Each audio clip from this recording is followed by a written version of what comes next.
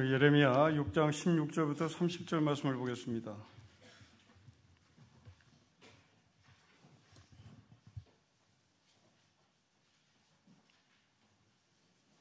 (6장 16절부터 30절) 말씀을 한 절씩 기도하겠습니다.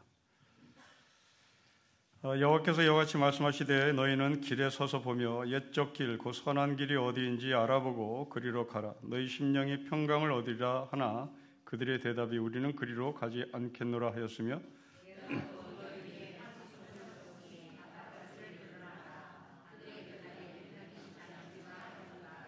그러므로 너희가 나라들아 들으라. 무리들아 그들이 당할 일을 알라.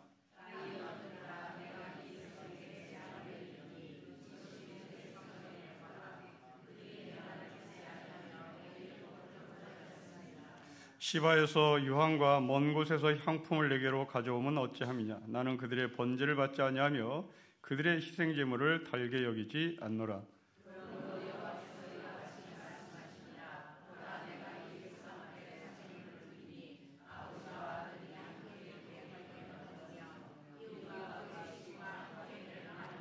여호와께서 이와같이 말씀하시되 보라, 한 민족이 북방에서 오며 큰 나라가 땅끝에서부터 떨쳐 일어나나니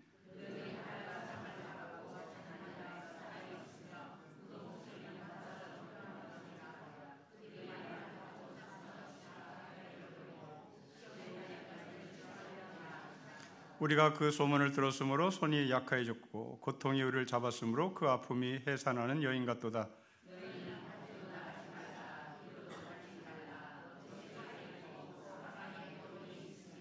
달래 백성이 굵은 배를 두르고 재에서 구르며 독자를 이름같이 슬퍼하며 통곡할지어다.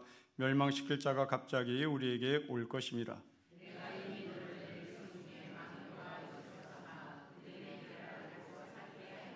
그들은 다 심히 반역한 자며 비방하며 돌아다니는 자며 그들은 놋과 철이며 다 사악한 자라.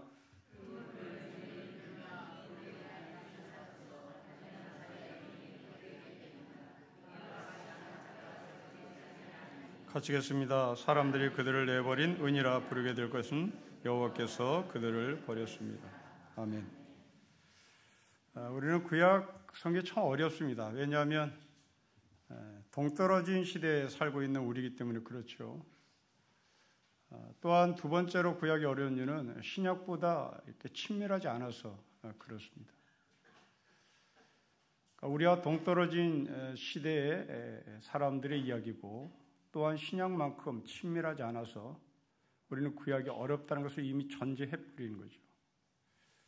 물론 구약은 우리의 시대와 완전히 동떨어진 먼 옛날의 이야기입니다. 그럼에도 불구하고 우리가 이 구약을 알아야 되는 이유는 우리 시대와 그리고 우리 개인의 삶과 밀접한 관계가 있기 때문에 그렇습니다. 오늘 부분이 여러분들이 어렵게 느껴지겠지만 저와 함께 좀 문단을 나눠가면서 조목조목 말씀을 따라가면 충분히 이해할 수 있을 것이라고 생각합니다. 먼저 우리 성경은 문단을 아주 친절하게 나눠주고 있는데요. 16절부터 21절까지가 첫째 문단입니다. 그리고 22절부터 26절까지가 두 번째 문단이고 27절부터 30절이 세 번째 문단입니다. 다시 말하면 동그라미 원으로 표현된 그것을 시작으로 원이 시작되는 것을 앞에 문단으로 보면 되겠습니다. 자, 이 세 개 문단을 나눠놓고 이제 차례대로 본문 안으로 들어가서 해석을 해보도록 하겠습니다. 먼저 첫째 문단 16절부터 21절의 말씀입니다. 내용을 요약하자면 하나님은 이스라엘 백성들에게 두 가지를 제시합니다. 첫째, 길을 보라고 말씀하시죠. 둘째, 나팔 소리를 들으라고 말씀하십니다. 그런데 이스라엘 백성은 듣지 않았다는 거죠. 대신 이스라엘 백성들은 시바에서 수입된 유황, 시바에서 수입된 향품들을 가지고 하나님 앞에 제사를 드렸다. 그러나 하나님은 달갑게 여기지 않았다. 그리고 하나님은 이러한 삶을 사는 이스라엘 백성들을 심판하시겠다고 말씀하신 것이 첫째 문단에 요약된 내용입니다. 자, 길을 보고 나팔 소리를 들으라고 하신 이 하나님의 말씀을 더 깊이 들어보고 싶다. 먼저 길을 보라고 말씀하신 하나님의 말씀이 16절입니다. 우리 같이 한번 읽겠습니다. 시작. 여호와께서 이와 같이 말씀하시되 너희는 길에 서서 보며 옛적 길 곧 선한 길이 어디인지 알아보고 그리로 가라. 너희 심령이 평강을 얻으려 하나 그들의 대답이 우리는 그리로 가지 않겠노라 했습니다. 이런 하나님은 옛적 길을 보라고 말씀하십니다. 그 옛적 길에서 선한 길이 어디 있는지를 보라고 말씀합니다. 자, 옛적 길은 뭘까요? 옛적 길은 역사를 말합니다. 나라의 역사이기도 하고요. 그리고 개인의 역사이기도 합니다. 돌아보니 여러분 개인의 역사 속에 선한 길이 있었고 그리고 악한 길이 있었습니다. 공동체의 역사도 선한 길이 있고 악한 길이 있습니다. 그 선한 길을 한번 돌아보라는 거죠. 또한 이 역사는 선배들이 먼저 간 길이기도 합니다. 누군가가 먼저 간 길이기에 그 길은 위험 부담이 덜한 것이고 우리는 그 먼저 간 선배의 길을 따라가면 시행착오를 덜 겪고 우리가 가야 할 목적지까지 갈 수가 있는 겁니다. 우리는 이런 삶을 반면교사 삼는다라고 표현을 하죠. 여러분, 이스라엘의 역사는, 이스라엘의 교육은 역사 교육이기도 합니다. 이스라엘 사람은 지금도 팔레스타인과 싸우는 저 이스라엘 사람들은 지금도 놓치지 않는 역사 교육이 있는데 그것은 출애굽 역사입니다. 출애굽 역사는 해방의 역사죠. 그런데 이 출애굽 역사 전에 이스라엘 백성들은 반드시 배우는 것이 있습니다. 그것은 애굽에서 종살이했다는 수치스러운 역사입니다. 이 수치스러운 역사를 말하지 않고 해방의 역사를 말할 수가 없는 겁니다. 그러니까 이스라엘 백성들은 해방의 역사를 말하기 위하여 애굽에서 400년 동안 종살이했다는 이 수치스러운 흑역사를 반드시 말을 합니다. 그런 상태에서 하나님께서 우리를 애굽에서 탈출시킨 해방의 역사를 주셨다라고 말씀합니다. 자, 만일 이 흑역사를 이해하지 못했다면, 이 흑역사를 가르치지 않았다면 이스라엘 백성들은 왜 해방됐는지, 왜 우리는 출애굽의 역사를 가져야 됐는지 오리무중으로 빠지게 될 것입니다. 이 정도로 역사는 중요합니다. 역사를 잊은 민족은 미래가 없다는 말이 있습니다. 이건 누가 말을 했는지 모르겠지만 신체가 했다는 말도 있고 처치를 했다는 말이 있고 아무도 모릅니다. 아무튼 아주 명언이 지금 우리 손에 잡히는 말 중에 하나인데요. 역사를 잊은 민족은 미래가 없습니다. 그런데 여러분, 역사는 밝은 면만 있는 것이 아니라 어두운 면도 강조합니다. 어두운 면만 강조하면 미래가 없습니다. 밝은 면만 강조하면 반성이 없는 교육이 되고 맙니다. 지금 이스라엘 백성들에게 하나님은 옛 길을 돌아봐라. 선배가 간 길이 옳은 길인지 선한 길인지를 봐라. 우리의 역사가 흑역사였는지 선한 역사였는지를 보라. 그런데 이스라엘 백성들은 그 역사에 대해서 관심이 없었습니다. 듣지 않겠다. 역사 교육에 우리 관심 갖지 않다. 우리는 역사 교육을 필수로 가르치지 않고 그냥 할 사람 하고 말 사람 많은 선택 교육으로 하겠다. 이 말입니다. 여러분, 지금 우리나라 고등학교 학생들은 역사를 선택으로 합니다. 필수로 하잖아요. 지금 이게 우리나라 현실입니다. 이 아이들에게 일제강점기를 얘기해봐야 아무 소용없습니다. 그게 무슨 말인지도 몰라요. 이런 아이들에게 일본이 공격해오면 이들은 논리적으로, 사상적으로 받아칠 힘이 없는 거예요. 왜 우리가 일본을 배척해야 되고 왜 우리가 일본의 강점기에 그 아픔을 배워야 하는 이유는 다시 일본이 이런 힘으로 밀고 들어올 때 우리가 어떻게 이들을 되치게 해야 되는지, 우리가 어떻게 슬기롭게 이들을 들어오지 못하도록 막아야 하는지, 이런 것들을 배워야 하는 것이 역사 교육입니다. 그런데 이스라엘 백성들은 그것을 원하지 않았어요. 지난 월요일에 서울의 봄이라는 영화를 봤습니다. 대학 2학년 때 일어난 수치스러운 역사입니다. 지금도 생생합니다.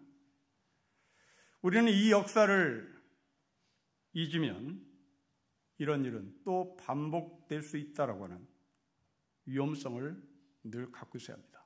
왜냐하면 첫 번째 군사 쿠데타였던 5.16을 혁명으로 미화했기 때문에 그렇습니다. 5.16은 분명히 쿠데타였습니다.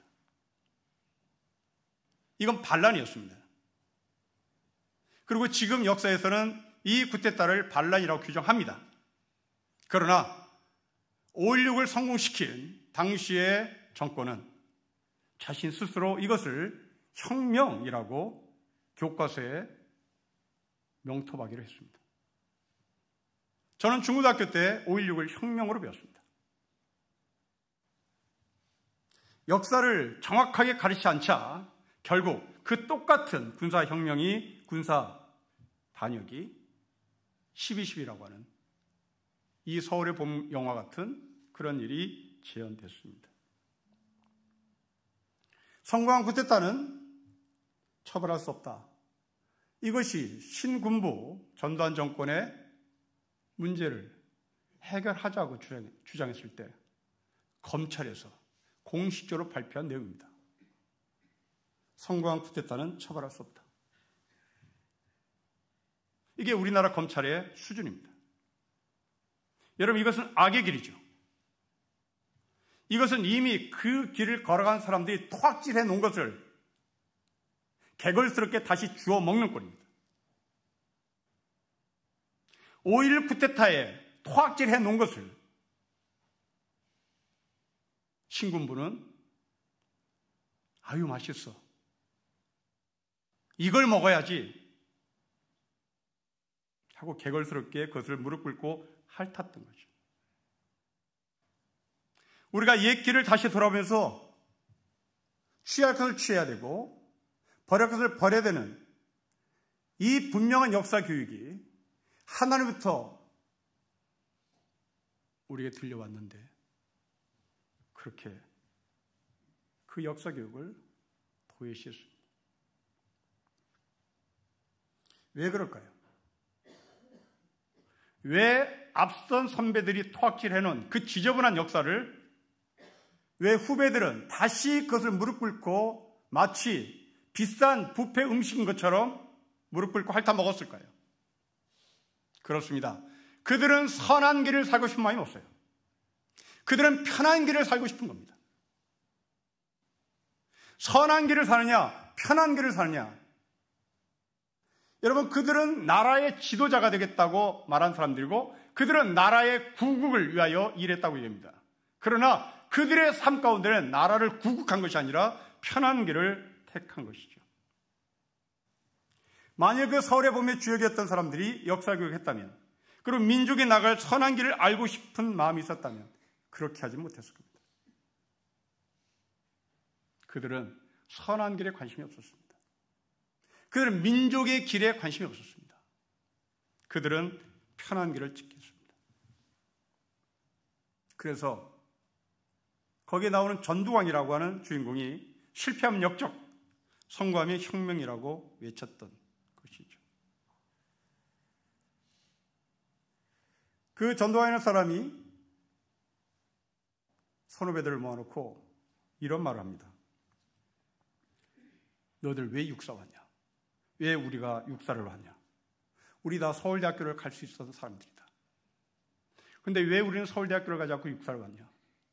재워주고 먹여주고 공부시켜 주었기 때문이다. 그러면 우리도 서울대학을 갈 수 있는 사람이라면 우리도 출세를 해야 되지 않겠냐? 우리도 잘 먹고 살아야 되지 않겠냐? 이것이 전두광이라고 하는 주인공이 선후배들을 모아놓고 한 말이에요. 선한 길이 아니었습니다. 잘 먹고 잘 사는 길, 편한 길을 찾은 겁니다. 우리나라에 못 먹어도 고라는 말이 있어요. 무분별하게 뛰어드는 것을 말합니다. 그 영화에 나오는 사람들을 보십시오. 다 흥분되어 있습니다. 심장이 벌렁벌렁 하고 있어요. 왜? 이것을 잘하면 자자손손 대대손손 잘 먹을 수 있는 편한 길이 눈에 보였기 때문입니다. 성도 여러분, 우리의 삶을 되돌아보십시다. 여러분의 호흡은 지금 정상인지를 묻습니다. 우리의 맥박은 정상인지를 묻습니다.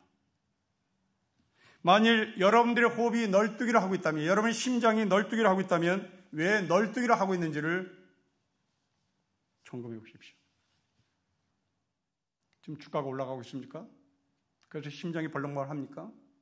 주가가 내려가고 있습니까? 심장이 쪼여듭니까? 그렇다면 멈춰야 됩니다. 멈춰야 해요. 멈춰야만 숨이 고르게 됩니다. 멈춰야만 호흡이 안정되게 움직여요. 정상적인 호흡을 할 때만 정상이 판단할 수 있습니다. 호흡이 뛰고 맥박이 뛰면 정상적인 판단 못합니다. 하나님 이스라엘 백성들에게 옛적의 길을 봐라. 정상적인 호흡한 길을, 정상적으로 호흡한 길이 있었는지 아니면 널뛰기로 호흡한 길이 있었는지를 점검하라고 얘기합니다. 여러분들의 호흡이 정상적이길 바랍니다.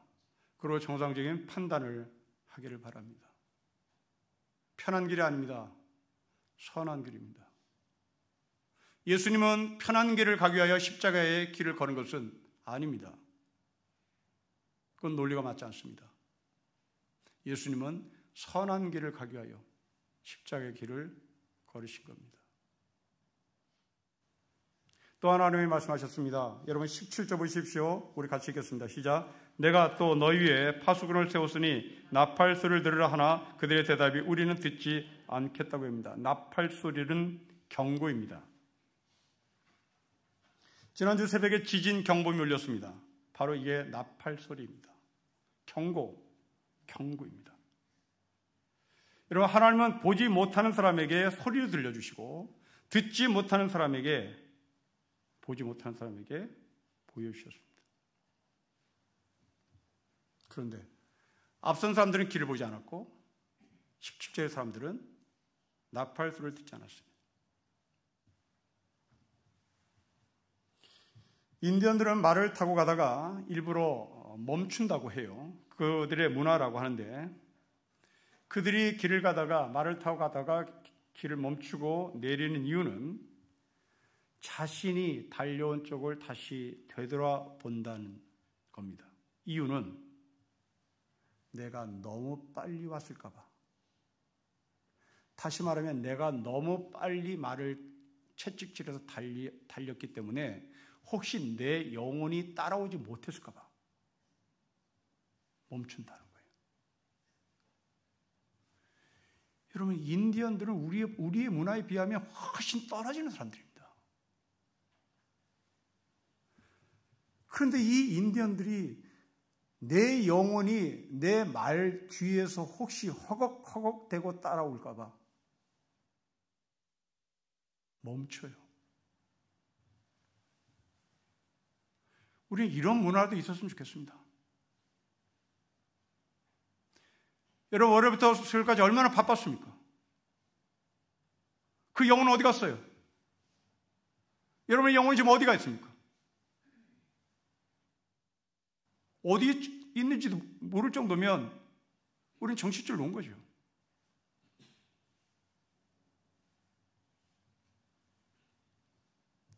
영혼이 빠져버리니 결국 우리는 시체 덩어리가 되는 겁니다.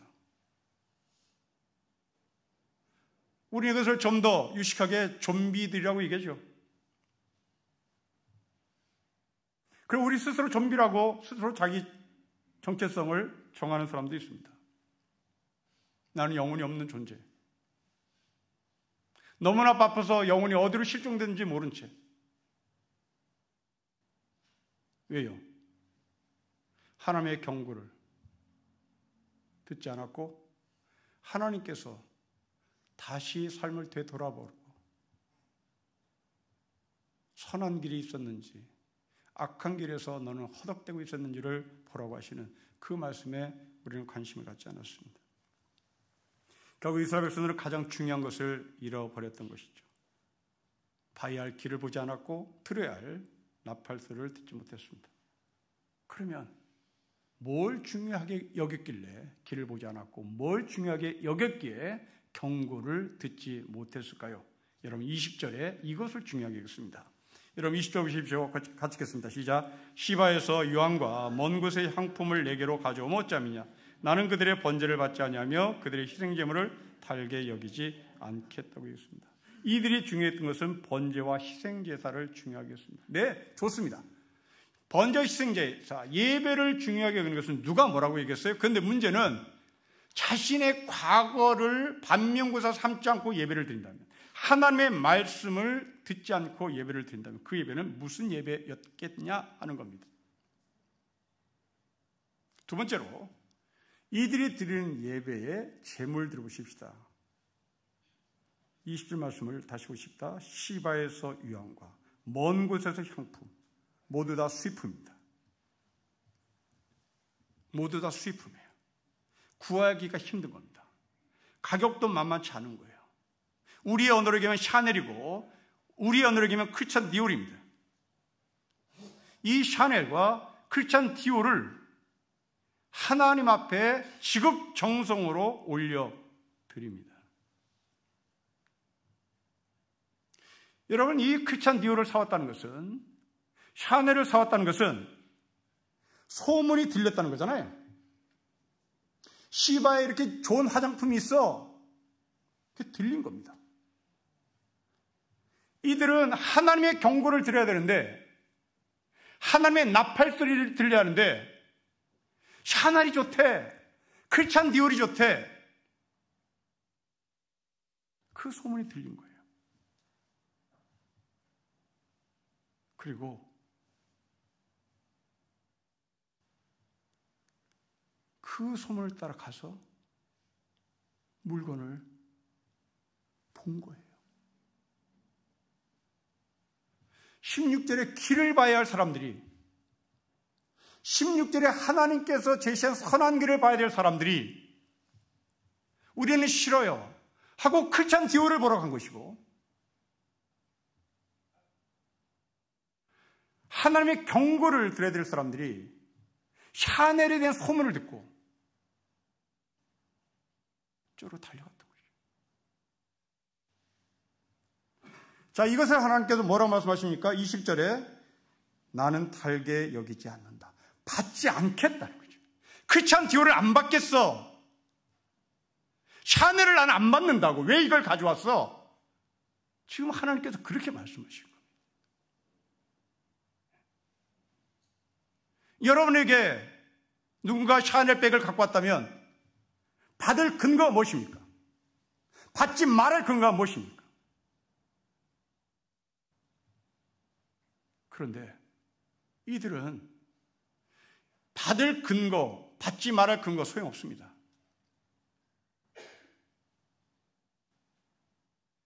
이미 중요한 본질적인 것을 놓쳤기 때문에 정성으로 예배를 드리면 하나님께서 받으실 줄을 착각한 겁니다. 성도 여러분, 여러분들의 예배에 여러분 스스로의 본질을 놓친 채 샤넬의 예배를 드리거나 크리스찬 디올의 예배를 드리면 하나님께서 내쳐버리는 걸 기억하셔야 합니다. 여러분들의 본질, 여러분이 누구냐, 이것에 기초해서 하나님 앞에 예배를 드리는 것입니다. 너 누구냐? 이게 아담과 하와에게 하나님께서 제일 먼저 질문하신 거예요. 넌 누구냐고. 너 그 길을 온 사람이냐? 내가 제시한 길을 따라온 사람이냐? 너 내가 말씀한 하늘의 경고를 듣고 온 사람이냐? 여기에 근거해서 제사를 드리는 것이지, 이것이 없이 샤넬의 예배를 드리면, 크리스찬 디올의 예배를 드리면 하나님 받지 않죠. 이스라엘 사람들은 옳은 길을 보지 못하고 수입품을 보고 있습니다.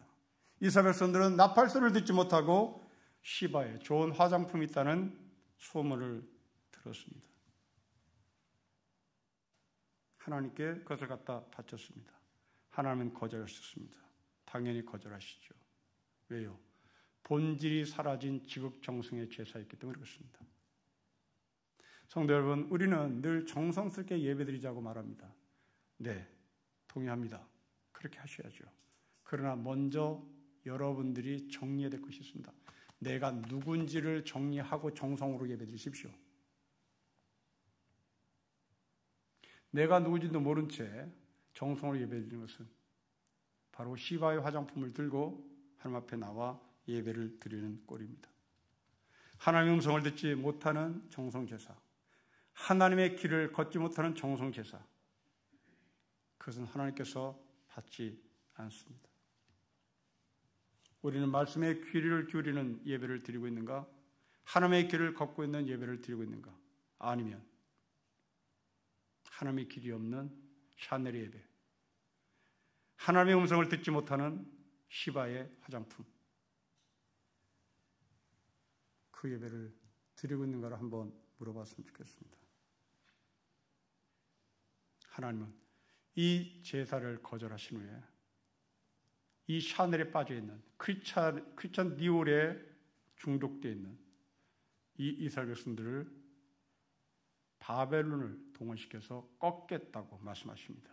22절부터 25절의 말씀이 그 말씀입니다.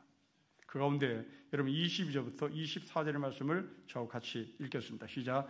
여호와께서 이와 같이 말씀하시되 보라, 한 민족이 북방에서 오며 큰 나라가 땅끝에부터 떨쳐 일어나니 그들은 활과 창을 잡았고 잔인하여 사랑이 없으며 그 목소리는 바다처럼 포효하는 소리라. 그들이 말을 타고 전사같이 다 대열을 벌이고 시온의 딸이 너를 치려하는도다. 우리가 그 소문을 들었으므로 손이 약해졌고 고통이 우리를 잡았으므로 그 아픔이 해산하는 여인 같도다. 여러분 22절부터 24절은 이것은 이스라엘 역사만 아닙니다. 이건 우리 역사이기도 해요. 일본 사람이 이렇게 했습니다. 일본 사람이 이렇게 했어요. 아니 이것보다 더 무자비하게 죽였습니다.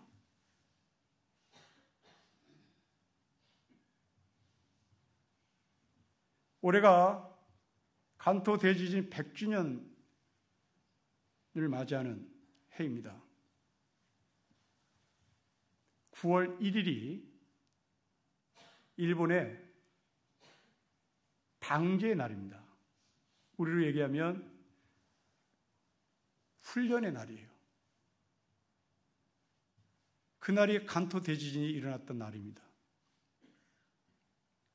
도쿄를 중심으로 고베, 이 지역에 강도 7의 지진이 일어났습니다. 정말 많은 일본 사람이 죽었습니다. 거기 조선인들도 죽었죠.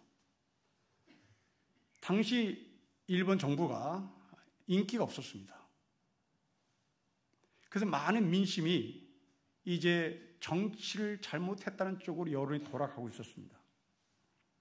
그래서 이 정치인들이 자기네의 그 신용도 없는 것을 다른 쪽으로 돌리기 위하여 희생양으로 딱 지목한 사람들이 있었는데 그들이 조선 사람들이었습니다. 일본 도쿄 지역에 살고 있는 조선 사람들에게 음해를 하기 시작했습니다. 그 음해는 두 가지였습니다. 하나는 이 대지진 사건을 통하여 조선 사람들이 우물에 독약을 탄다. 두 번째로 이 대지진을 통하여 어선 틈을 통하여 조선의 남자들이 일본의 여자를 성폭행한다. 이 음모를 퍼뜨렸습니다. 그게 먹혀 들어가요. 먹혀 들어갑니다. 그러자 일본의 시민들이 그럼 우리가 스스로 이 조선인을 막아야 되겠다.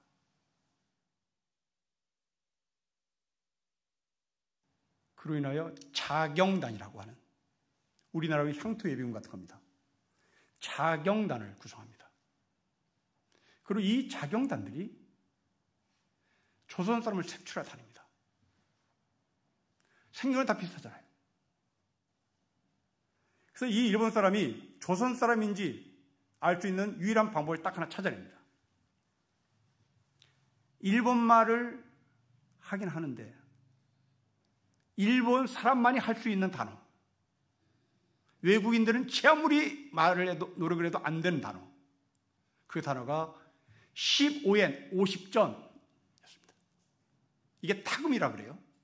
저는 일본말을 못해서 무슨 말인지 모르겠는데 15전 50전을 발음해봐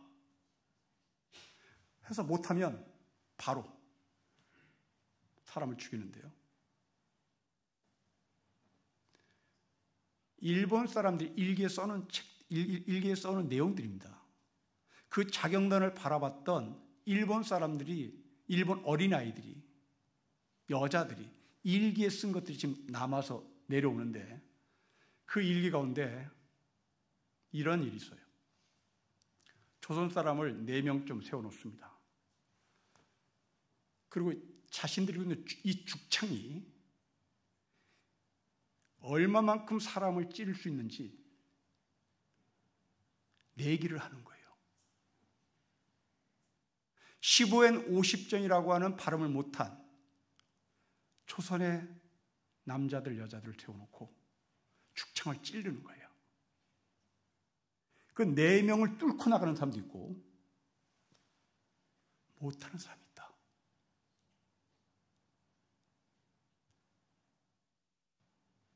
이렇게 해서 죽은 사람이 6만 명입니다. 100년 됐는데도 일본도 말하지 않고 우리도 말하지 않아요.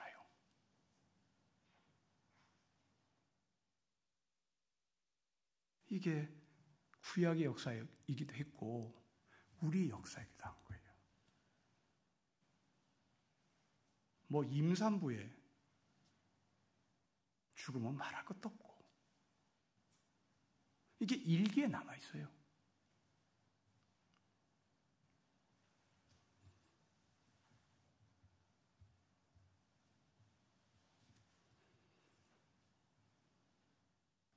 구약에 하나님의 길을 걷지 않았던 이스라엘 사람들은 이렇게 바벨론에게 무자비하게 죽임을 당했습니다. 여러분 22절부터 24절 말씀을 다시 보십시오. 이 22절부터 24절은 두 가지가 포함되어 있습니다. 하나는 소리입니다. 하나는 밀고 들어오는 바벨론의 모습입니다. 16절과 17절을 또 대비시키는 겁니다. 말발굽 소리를 내면서 무섭게 치고 들어오는 바벨론 사람들의 소리, 바벨론 군인들의 소리, 그리고 바벨론 군인들의 무서운 모습들. 여러분, 우리 앞에는 두 개의 길이 있습니다. 하나 하나님의 길입니다. 하나는 바벨론의 길입니다. 우리는 두 개의 소리가 있습니다. 하나는 하늘의 소리고 하나는 바벨론의 소리입니다. 여러분들 하나님의 소리를 두려워합니까? 바벨론의 소리를 두려워합니까? 여러분들은 하나님의 모습을 두려워합니까? 아니면 바벨론의 모습을 두려워합니까? 요즘 젊은이들의 인생 목표는 자산 10억을 모으는 것이 인생 목표라고 외치고 있고, 자산 10억을 만드는 방법에 대한 책들이 시중에 버젓이 팔립니다. 왜요? 바벨론이 무서우니까요. 그렇게 바벨론처럼 우리 앞에 10억이 막 밀고 들어옵니다. 무섭죠. 그리고 탐나죠. 이제 바벨론이 이스라엘을 점령하면 크리스찬 디올의 값이 내려가요. 샤넬 화장품이 내려갑니다. 값이. 이제 직수입을 하지 않아도 돼요. 바벨론을 갖고 있는 거니까요. 무섭기도 하지만 부럽기도 합니다. 그리고 제발 그렇게 하는 것이 좋다고 생각하는 거죠. 마치 이렇게 힘들다면 일본의 식민지가 되는 게 낫겠다라고 말하는 사람과 똑같은 거고, 이렇게 힘들면 그냥 미국의 식민지가 되는 게 낫겠다. 그러면 우리는 영어 쓰잖아.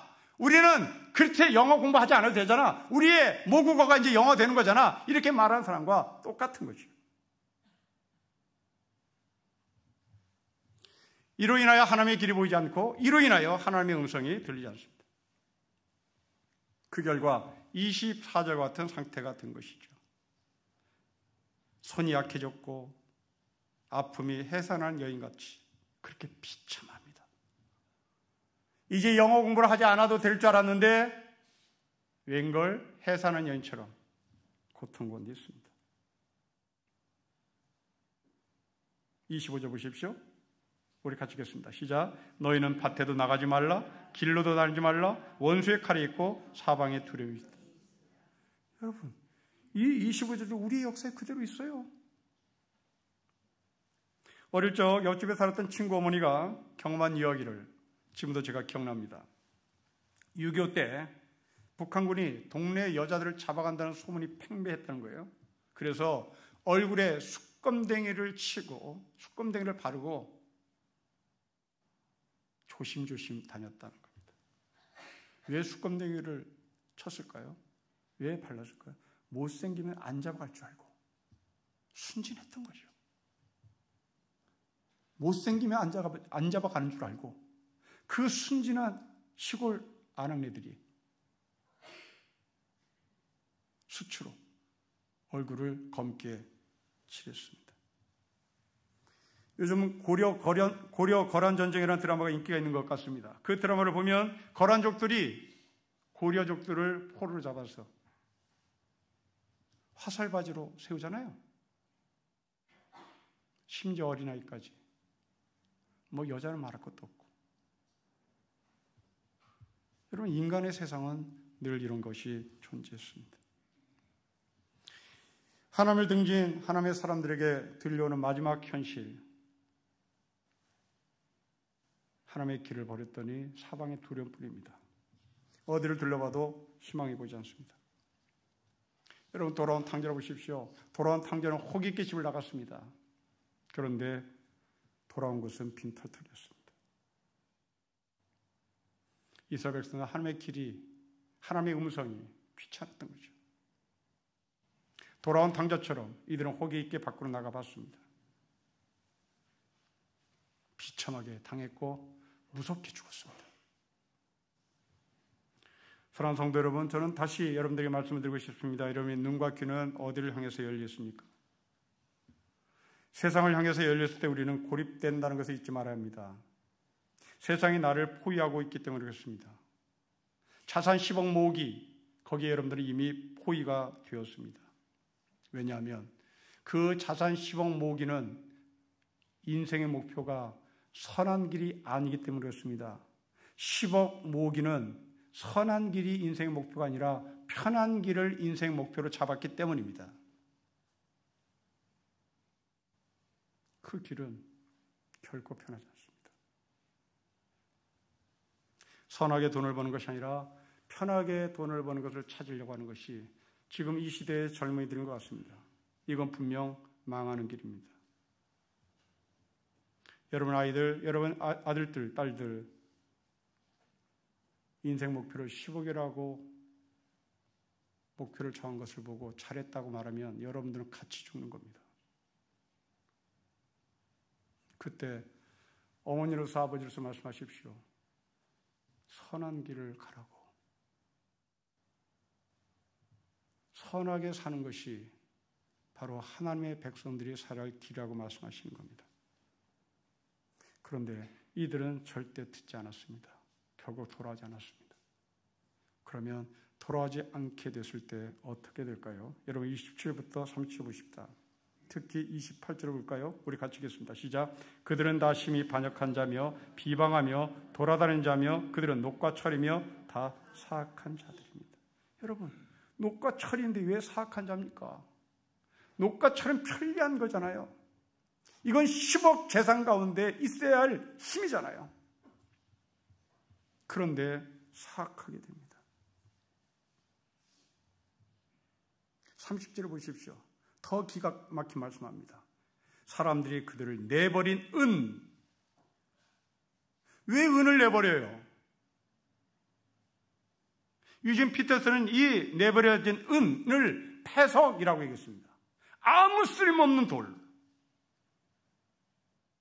왜 그럴까요? 왜 버려진 은이라고 표현했을까요? 그 이유는 29절의 맨 마지막에 있습니다. 찌꺼기가 제거되지 않는 겁니다.